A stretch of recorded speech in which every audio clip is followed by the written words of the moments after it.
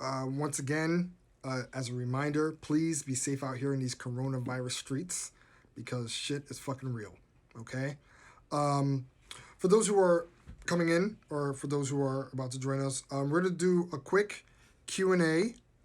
We're just going to shoot the breeze. Any questions you guys may have, anything about what we talked about, you guys can ask it here, get your shit off, or if you have any comments about everything we talked about, please let me know. If you need a rundown of what we did talk about in the past live, for those who are just joining us, we talked about. Oh, that's well, there. Oh, okay. Oh, yeah, no, I am just a little bit under boob. Okay. We talked about Megan Thee Stallion. Um, we talked about Megan Thee Stallion being shot. We talked about ghosting. We talked about ghosting, haunting, and zombieing. Once again, I'm going to post that on the IGTV page. Um, we talked about ghosting, zombieing, and haunting. We talked about those things. We talked about Nick Cannon being fired from Wild 'N Out because of his quote unquote anti-Semitic comments. Um, talked about that, and then we talked about just black content and where that's going. We talked about white peopling, and we also talked about the coronavirus still being a thing. So if you guys have any extra comments and stuff like that, we'll talk for the next half an hour or so, and then we'll wrap it up.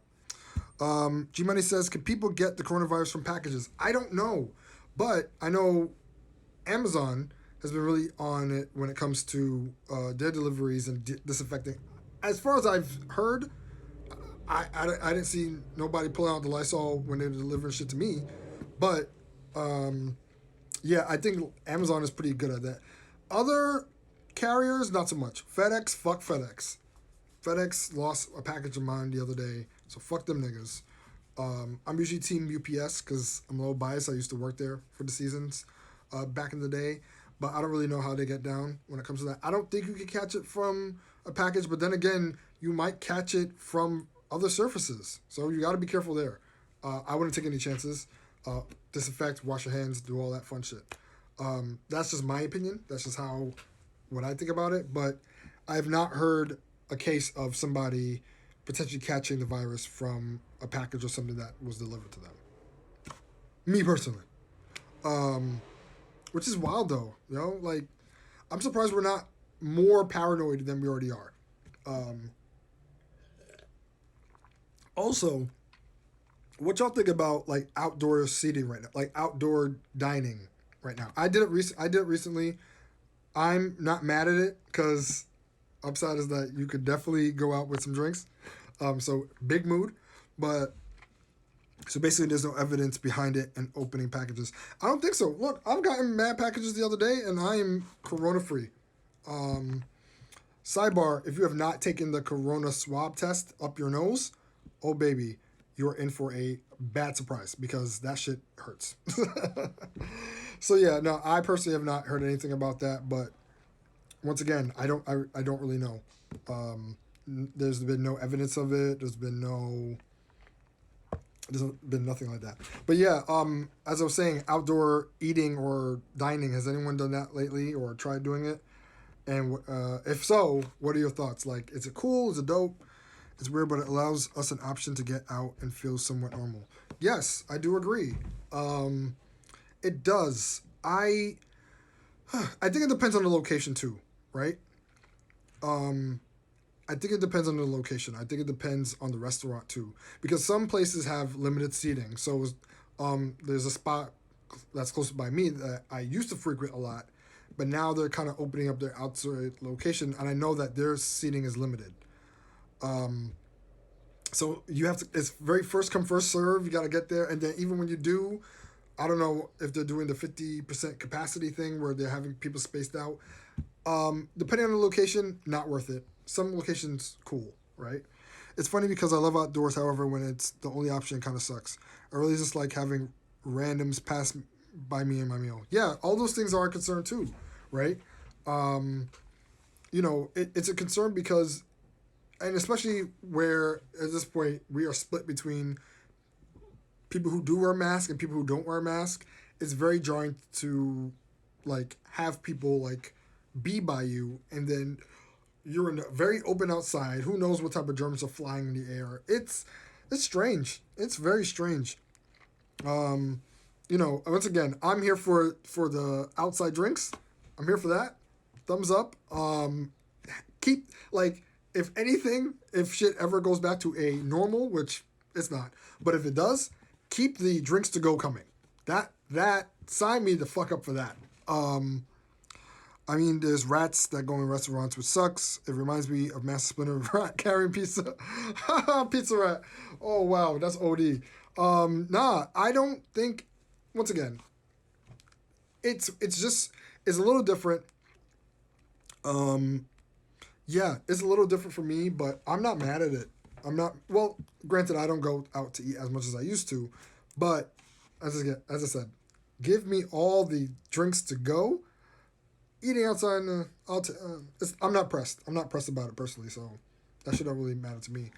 Um, but does anyone have anything else that has happened lately that they want to bring up? Um, Also, for those who are here, make sure to check out the latest episode of the podcast that dropped on Monday. I talked to a friend of mine who's a photographer. We talk about things, being creatives or being creators, this case, around this time. So make sure to check that out on the podcast, wherever you check out your podcast. Drinks to Go is so lit. So fucking lit. Oh my gosh. Oh my gosh. It's so good. Ah, now, back in my day, back in my heyday, back in my extremely mixy days, I used to buy alcohol and drink it out on the streets with my boys, and that was fun. That was good times. But we used to buy like cheap wine, like super cheap wine. This is back when I was in college. We used to buy cheap ass wine in the city, have them in paper bags, and just walk out in the street and drink the shit. And at the time, I mean, I drink harder shit than that, but I'm just saying in general, those were the times where New York City was much more lax, um, and they weren't like cops weren't on some, oh, what the hell are you drinking? Put that shit down. There's been times where, I mean, it's the classic: get a little bit of alcohol, get that little bottle, get a little eighth. You know what I'm saying? Get a Snapple, pop, pull a little chemistry set, do a little mixture. You know what I'm saying? Now you got a Snapple bottle with a butter. Oh, what y'all know about the Snapple switcheroo? Oh, baby. What y'all know about that Snapple switcheroo? They'll never see it coming. Um, oh, boy. Those days used to be very, very drizzy. I don't do those things anymore, okay? I'm a responsible adult. But if I had a choice, I would definitely be back on that Snapple switcheroo vibes. Because, I mean, if not Snapple, fucking Arizona. Ooh, ooh. But not the can, though. The bottle. Can't do the can. Cans a little messy. You gotta close the shit back up. But get a bottle of Arizona. Ooh, chef's kiss. You just get a little bit of rum. Ooh, and a little bit. Oh, getting excited. I need a drink. Okay, stop. Everyone relax. Y'all gotta calm down. Y'all doing too much. But anyway, any other questions? Any other cues for me? I have some exciting things coming up for the podcast, so stay tuned. We are approaching our 4-year anniversary in August. Yo, son, it is about to be August very soon. Sorry, it's technically in September. Our 4-year anniversary is gonna be in September. But I have some things cooking up, so you guys stay tuned. We're gonna be doing more lives on that stuff. Arizona bottle is cheaper than the other juices. It is. Is it still 99 cents? Is Arizona still for my New York tri-state area people? Is it still? I have not bought a bottle or a can of Arizona in ages. So for those who have, let me know if it's still the same price. Because if it's not, that's when we riot. If it's anything above 99 cents, that's where we have a riot situation. Things must burn. What does black excellence mean to me? Very good question. Black excellence to me basically means upholding the merits of black people and their accomplishments, and highlighting it just as much as their white counterparts would be highlighted, right? So you have all these stories of like, oh look, this person got the Nobel Peace Prize for blah blah blah, and oh this person came out with a, a top selling book, right? You have all these platforms where they recognize non people of color. Ugh, I hate the term people of color, whatever, but you highlight non people of color for their accomplishments, and Black excellence is just not really extracting, but boosting those accomplishments that usually aren't really elevated on a normal scale. So, for example, Oscars so white, or Emmys so white, or whichever hashtag it was, right? You have all of these major platforms that usually will highlight white works and white actors and directors, but there's so much Black content that doesn't get the light of day, right? And it's kind of like, we live in such a diverse society, right? Why isn't that diversity being showcased just as much as all the other white content that is usually on the forefront of things? That's what I think Black excellence means to me. Just bolstering those things. But it means something to different people. At first, I thought Black excellence meant giving back to communities, and why do you hate the phrase people of color? Because I think it's just so, like, I mean, I'm not a person of color. Like, the term color itself has been utilized negatively throughout, racial history for so long. Like, they used to call Black people colored people, right? And I feel like creating or using the term people of color just is kind of like a soft way of doing that. But people don't see it that way. They just try to be very PC and be like, all right, well, people of color are just people who aren't white. And now the new term is fucking BIPOC. Ugh, I can punch somebody in the face. Don't call me a BIPOC. If one of y'all niggas call me a BIPOC, there's going to be fists. There are going to be altercations that are happening. I don't want to be called a BIPOC. BIPOC, for those of you who don't know, is BIPOC, which means Black Indigenous People of Color. I don't... Why? I don't like it. It's weird. It's weird to me. It's like when... I don't know. It's weird. Don't call me a BIPOC. Don't call me a POC. I think there's better phrases for it. Or just call me Black. Maybe just call me Black. Maybe that the same letters that you could take to spell out BIPOC, just spell out BLACK, and just say it with your mouth. Like, I have people at my job who, and now once again, I know I work in a predominantly white corporation, and I know for the sake of being sensitive, they use BIPOC as a means of just kind of looping all this together. But my nigga, there's only like 5 of us. There's only 5 of us, and then the other people of color.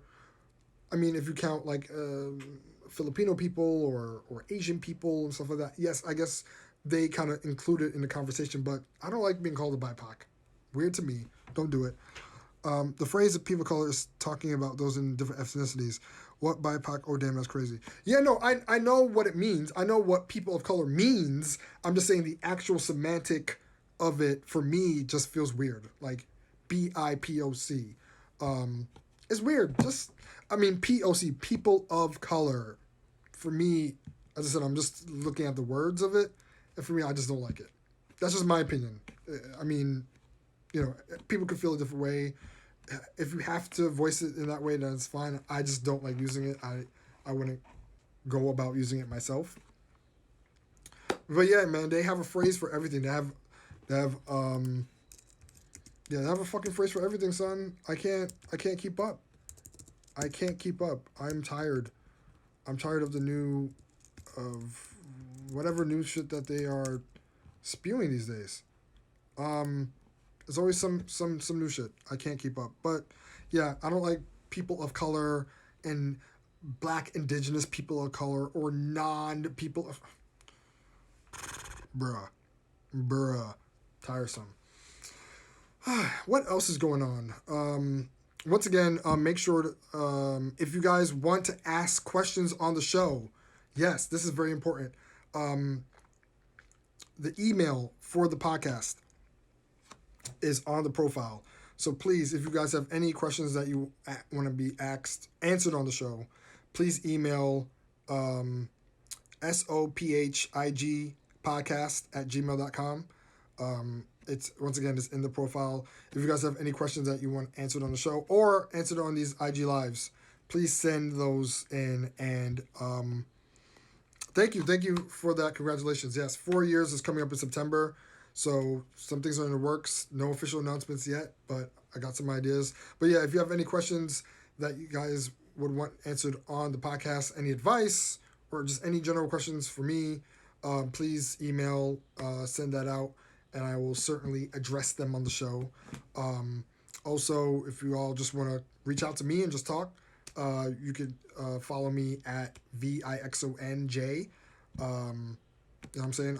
I'm here to talk. If you all have podcasts that y'all need guests for, I'm down to be a guest on somebody's podcast. So please reach out and we can make something happen.